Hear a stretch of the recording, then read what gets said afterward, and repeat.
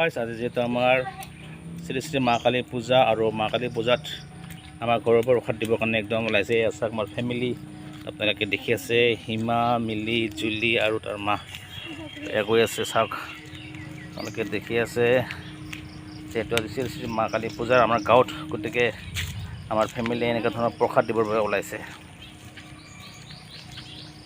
আপোনালোকৰ গাঁৱত এনেকুৱা পূজা হয়নে নহয় নিশ্চয় জনাব। চাওক হিমা, মিলি জুলি আৰু মোৰ ফেমিলি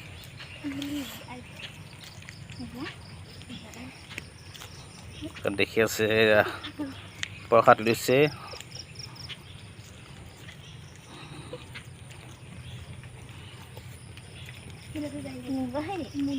দেখি আছে মন্দিৰলৈ গৈ আছে। শ্ৰী শ্ৰী মা কালী পূজা যিহেতু পূজা, আজি আমাৰ ৰংজলী সূতাৰ পাত আৰু এনেকুৱা ধৰণৰ প্ৰসাদ দিবৰ বাবে গৈ আছে।